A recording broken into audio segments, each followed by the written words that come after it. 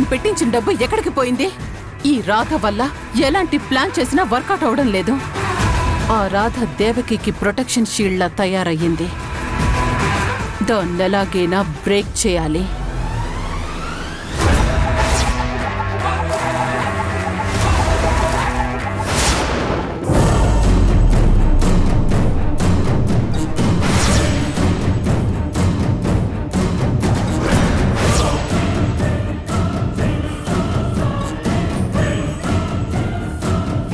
రండి ఆఫీసర్స్, రండి. ఆ దేవకి ఇంట్లో రైడ్ చేసి ఏదైనా పట్టుకుని కేసు పెట్టండి అని పంపిస్తే అది చేతకాక వాళ్ళింటి ఫ్లోర్ తుడిచి శుభ్రం చేసొచ్చారా? Very good. అంత దానికి ఆఫీసర్స్ అన్న పేరు మళ్ళీ మేమిచ్చే లంచాలెందుకు? ఆయన మీతో మాటలు అనవసరం.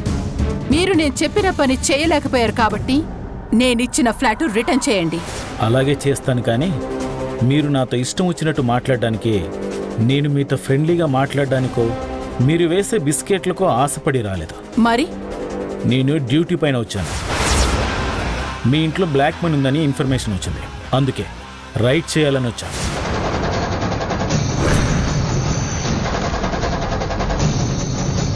ఏంటి పిచ్చి పిచ్చిగా బాగుతున్నావు?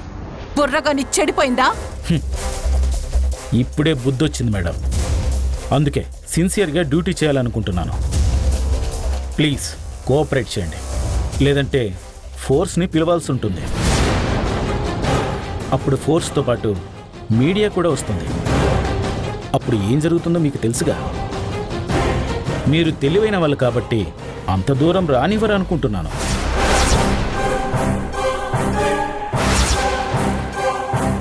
ఇల్లంతా సర్చ్ చేయండి, ఏ మూల వదిలిపెట్టకూడదు. మూవ్.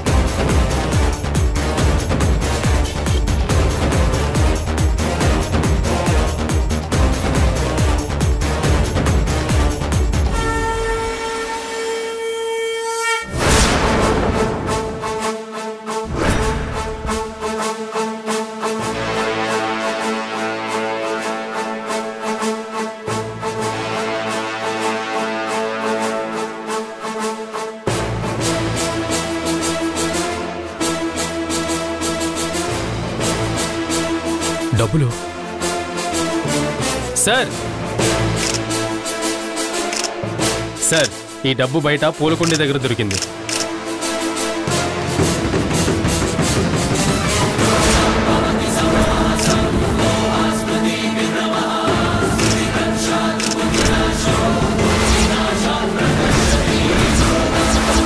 ఈ కవర్ ఇక్కడికి ఎలా వచ్చింది? అంటే ఆ రాధ తీసుకొచ్చి పెట్టిందా?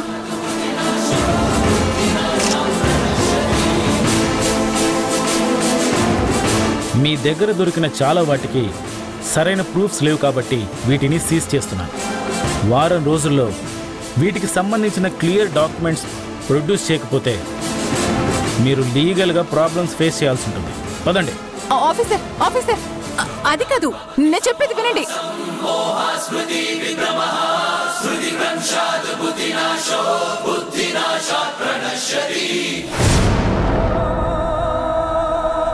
హలో మేడం,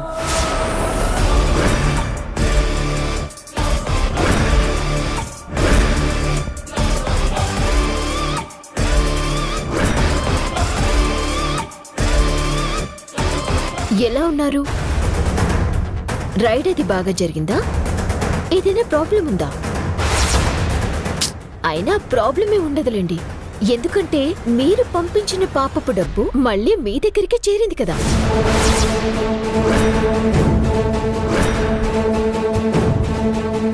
ఈ ఇదంతా నీ పనని నాకు అర్థమైంది. ఇప్పటినుంచి నా ఫోకస్ మొత్తం నీ మీదే పెడతాను. తట్టుకోలేవు. నేను అదే అంటున్నాను, తట్టుకోలేవు. ఇప్పుడు మీరు మా ఇంట్లో దూర్చిన చిట్టెలక కూడా చెప్పొచ్చాను. మీకు చెప్తున్నాను, వినండి. నేను నిజమైన గాయత్రిని వెతికి తెచ్చేంత వరకు ఎంజాయ్ చేయండి. ఆ తర్వాత ఎలాగో మీకు మనశ్శాంతి ఉండదు. కానీ ఈలోపు ఇలాంటి చచ్చుపుచ్చు ప్లాన్స్ తో దేవకి మేడంని ఇబ్బంది పెట్టాలని చూస్తే శాంపిల్ చూసారుగా. జస్ట్ నువ్వేసిన ప్లాన్ ని రివర్స్ చేస్తేనే తట్టుకోలేకపోయావు. అది నేను ప్లాన్ చేసి ఎగ్జిక్యూట్ చేస్తే ఏమైపోతావో ఆలోచించుకో.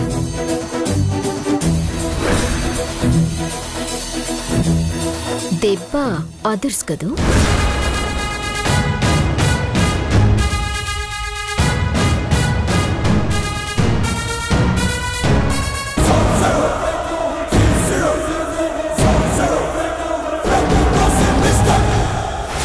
ఒళ్ళు ఇల్లు జాగ్రత్త.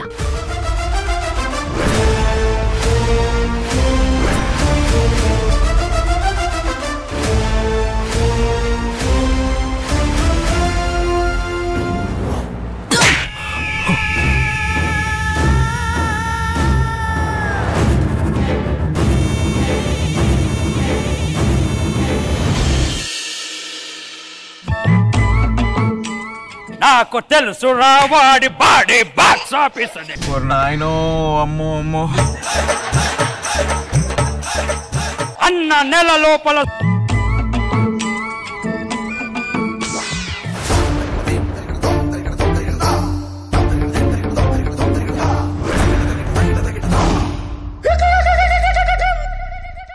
ఏం చేస్తున్నావే? టీవీ చూస్తున్నాను అత్తయ్య గారు. ఇంట్లో పనులన్నీ అయిపోయాయా? అయిపోయినాయి అత్తయ్య గారు. ఇల్లు తుడిచావా? తడిగుట్టతో ఇల్లు అంతా తుడిచేశాను. వంట చేశాను అత్తయ్య. బట్టలు ఉతికి ఆరేశాను. గిన్నెలు సోప్ పెట్టి బాగా కడిగేశాను అత్తయ్య గారు. రాత్రికి చపాతీలు చేయమన్నాను కదా, చెవిటి దానిలా అలా చూస్తావేంటి చెప్పు. అంటే అది రాత్రి కదా అని కొంచెం రిలాక్స్ అవుతున్నాను అత్తయ్య గారు. అంటే ఏంటి నీ ఉద్దేశం? రాత్రి తినే చపాతీలు మధ్యాహ్నం చేయకూడదా? అలా చేస్తే తప్ప అలా ఎక్కడైనా రాసుందా? ఇంట్లో ఏ పని చేయకుండా పడి తింటూ రాత్రికి 4 చపాతీలు చేయమంటే ఎదురు సమాధానం చెప్తున్నావా? ఏ పని చేయడం చేతకాదు కానీ 6 పూటలు మాత్రం పీకల దాకా మెక్కి టీవీ చూడటం వచ్చు. అందుకే దబ్బపండు ఉన్నట్టు ఎలా ఊరేవో చూడు. నువ్విలా ఒళ్ళొంచి పని చేయకుండా ఉంటే రేపు ఈ దర్వాజాలన్నిటినీ నువ్వు పెరిగిన కొలతలు తీసుకుని మళ్ళీ చేయించాల్సి ఉంటుంది. ఆపవే ముసలే.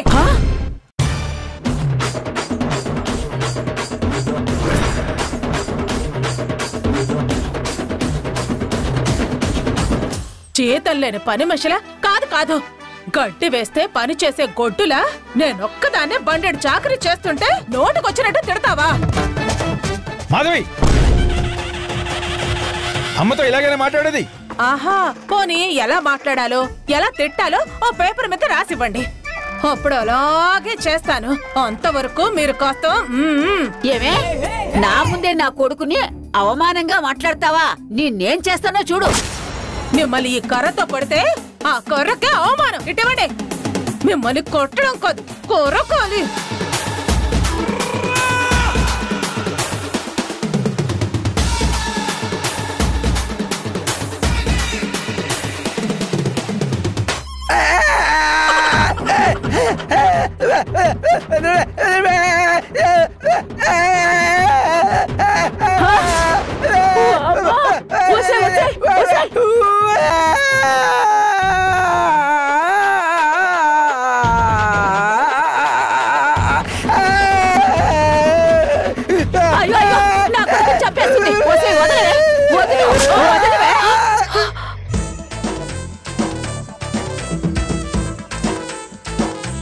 అత్తయ్య గారు, ఏం జరిగింది? కాఫీ ఏమైనా కావాలా?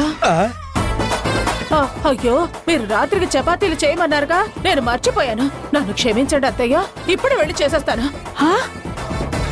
అయ్యో భగవంతుడా, దీనికి ఏమైందిరా? ఎందుకు ఇలా ప్రవర్తిస్తుంది? నీ మీద ఫ్రస్ట్రేషన్ తో రోజు ఇలా చేస్తుంది చెప్తే మా అమ్మ నా తాట తీస్తుంది. ఏం లేదమ్మా, ఈ మధ్య అప్పుడప్పుడు ఇలా బిహేవ్ చేస్తోంది. నిన్ననే మెడికల్ షాప్ నుంచి మాత్రలు తెచ్చాను, వేసుకుంటోంది, తగ్గిపోతుందమ్మా. మెడికల్ షాప్ నుంచి టాబ్లెట్ తెచ్చావా? తగ్గిపోతుందా? అదేమైనా దగ్గా జరవారా టాబ్లెట్ వేసుకుంటే తగ్గిపోవడానికి? దాన్ని పిచ్చి అంటారా? దానికి షాక్ ట్రీట్మెంట్ మెంటల్ హాస్పిటల్లో ఇప్పించాలి. అంతా నా కర్మ. రింగర్ పెళ్ళం అమాయకపు మొగుడని ఇద్దరు సరిగ్గా సరిపోయారు. దొందు దొందే అని. నువ్వేమో మాధవికి షాక్ ట్రీట్మెంట్ ఇప్పిద్దాం అనుకుంటే అది మనందరికీ ఎలకల మందు పార్టీ ఇస్తుంది.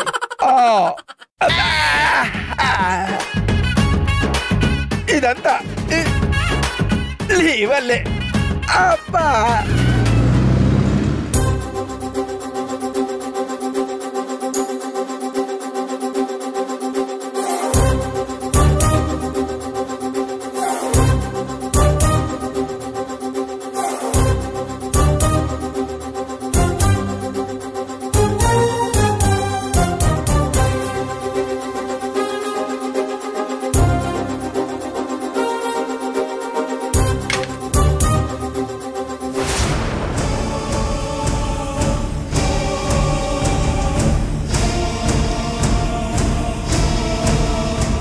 అదేంటి వచ్చిన మనిషిని చూడకుండా పట్టించుకోకుండా ఇంతలా వెతుకుతూ ఉంది? దేని గురించి అయి ఉంటుంది? ఆగు, ఆ కాఫీ లేదు సార్. ఇది మేడం గారి కోసం తీసుకొచ్చాను సార్. మీకు వేరే కాఫీ తీసుకొస్తాను. నేను మేడంకి ఇస్తాలే కానీ ఇటు నా కోసం నువ్వేం తేవద్దు సార్. పర్వాలేదులే, వెళ్ళు.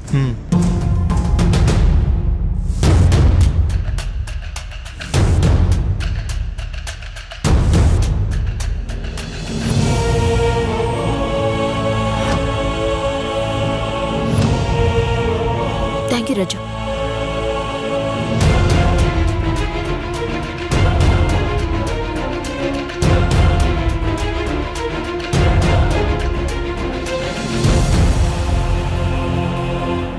నువ్వెప్పుడొచ్చు? నేనొచ్చి చాలాసేపు అయింది, కానీ నువ్వేంటి అంత టెన్షన్ పడుతూ వెతికేస్తున్నావు? మనం పూజారి గారింటి నుంచి తెచ్చిన ఫొటోస్లో ఒక తను గాయత్రిని ఎత్తుకొని ఉన్నాడు కదా, అతని గురించి మన పాత ఎంప్లాయీస్ లిస్ట్ లో ఏమైనా వివరాలు దొరుకుతాయేమో అని వెతుకుతున్నాను. ఎందుకు రాదా అతని వెనక పడ్డావు? అతని గురించి ఇంత ఇంట్రెస్ట్ ఎందుకు చూపిస్తున్నావో నాకు అర్థం కావట్లేదు. నా సంగతి సరే, నువ్వెందుకు అతని టాపిక్ వచ్చినప్పుడల్లా అతన్ని ప్రొటెక్ట్ చేయాలని చూస్తున్నావు? అయ్యో రాధా, ప్రొటెక్ట్ చేయటం కాదు, నువ్వు రైట్ డైరెక్షన్ లో వెళ్ళట్లేదని నేను హెచ్చరిస్తున్నాను. చూడు, మనకు ఆ ఫొటోస్లో చలపతి కనిపించాడు. అతను ఆ భ్రమరాంబ మనిషి.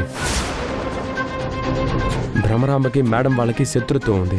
సో ఖచ్చితంగా ఈ పని చలపతే చేసుంటాడని నాకు అనిపిస్తుంది. మనం అలాంటి చలపతిని పట్టుకోవడం వదిలేసి ఏ ఇన్ఫర్మేషన్ లేని ఇతని గురించి ఆలోచిస్తూ టైం వేస్ట్ చేస్తున్నామేమో అనిపిస్తుంది. అంతే తప్ప అతను ఏమన్నా నా పరిచయస్తుడా లేదంటే నా బంధువా? నువ్వు చెప్పింది కరెక్టే మనోహర్, కానీ ఈ చలపతి ఎక్కడ దొరుకుతాడో తెలియటం లేదే. ఎలాగైనా ఆ చలపతిని వెతికి పట్టుకుందాం. అతను మనకి దొరికితే గాని మనం ముందుకు వెళ్ళలేం.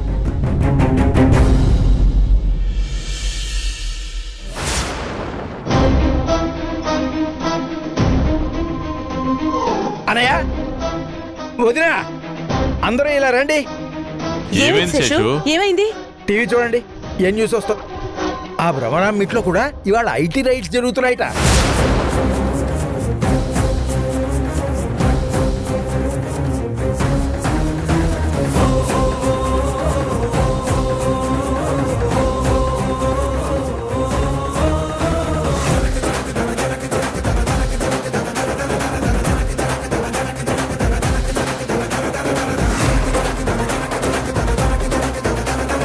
రైడ్స్ జరగలేదు, రైడ్స్ జరిపించారు మన రాధా మనోహర్. చూడండి. మొన్న మన ఇంటి మీద రైడ్ జరిగినప్పుడు భ్రమరాంబ అని అనుమానించాం, ఊరుకున్నాం. కానీ రాధా మనోహర్లు యాక్షన్లోకి దిగి భ్రమరాంబ వేసిన ప్లాన్ తనకే తగిలేలా చేశారు. అవును దేవకి, ముళ్ళుని ముళ్ళుతోనే తీయాలన్నట్టు భ్రమరాంబ ఎన్ని తప్పులు చేసినా మనమే ఊరుకుంటున్నాం. రాధా మనోహర్లు ఊరుకోవడం లేదు. మనల్ని ప్రొటెక్ట్ చేయడానికి ఎంత దూరమైనా వెళ్తున్నారు. నిజంగా ఇది ఏనాటి రుణబంధమో గాని ఎంప్లాయీస్గా వచ్చిన వాళ్ళు మన ఇంటి సభ్యులైపోయారు.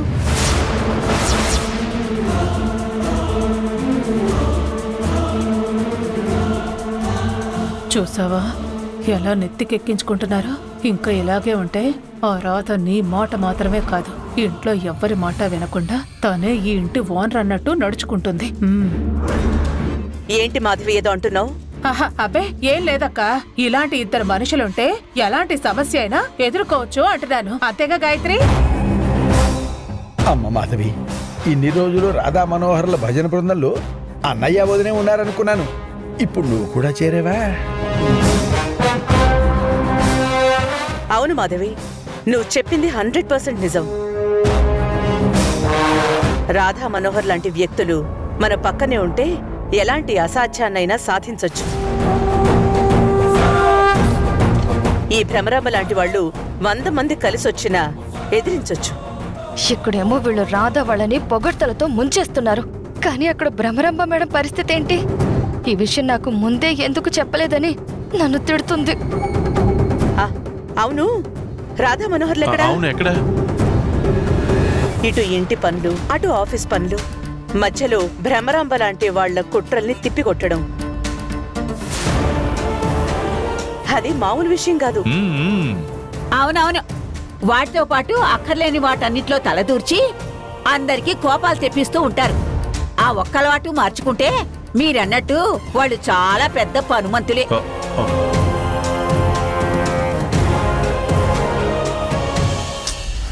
దేవకి, అమ్మ సంగతి తెలిసిందే కదా, వదిలేసే. తన మనవరాల మీద ఉన్న ప్రేమతో అకారణంగా రాధ మీద కోపం పెంచుకుంటుంది. రాధని అర్థం చేసుకున్న రోజు అమ్మ రాధ వాళ్ళని మెచ్చుకుంటుంది.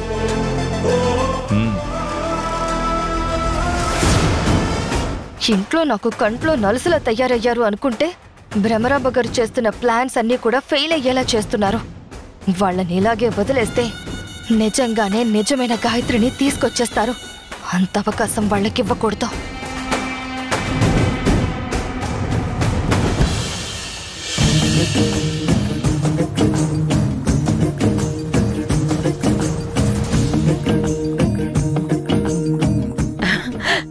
వచ్చారా? ఇదంతా భ్రమరాంబే చేయించిందని మీరెలా కనిపెట్టారు? దేంట్లో పెద్ద సీక్రెట్ ఏమీ లేదు మేడం. మనం నాశనం అవ్వాలి అనుకునే వాళ్లలో మొదటి వరుసలో ఉండేది భ్రమరాంబే. కలుగులో ఉన్న ఎలుకను బయటికి రావటానికి పొగపెట్టినట్టు ఒక ట్రయల్ వేశాం, దొరికిపోయింది. మీలాంటి వాళ్ళు మాతో ఉన్నందుకు మాకు చాలా గర్వంగా ఉంది. అయ్యో, అంత పెద్ద మాటలు ఎందుకు సార్? మీరు మాకు ఇస్తున్న ఇంపార్టెన్స్ ముందు మేం చేస్తున్నది ఏమీ లేదు.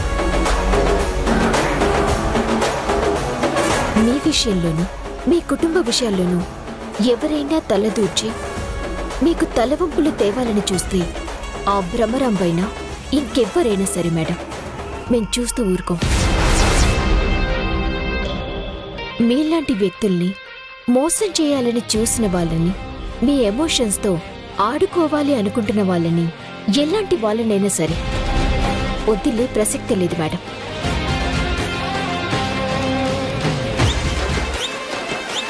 మన మాస్ ఆడియన్స్ కూడా అర్థమయ్యేలా చెప్పాలంటే డొక్క చించి డోలు వాయిస్తాం మేడం.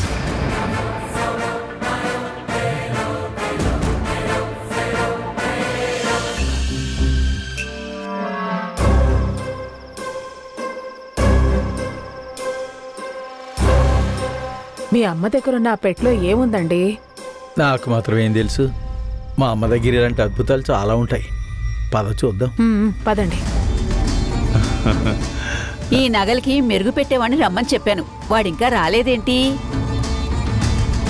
ఏంటో ఈ కాలం మనుషులకి పనంటే బాధ్యత లేకుండా పోయింది. నానమ్మా, ఆ పెట్టెలో ఏమున్నాయి? నగల పెట్లు ఏముంటాయి? నగలుంటాయి. నానమ్మ, నాకు ఆ నగలు చూపించవా? పిచ్చిదాన, నగలు చూడ్డానికి నా అనుమతి కావాలా? చూడమ్మా.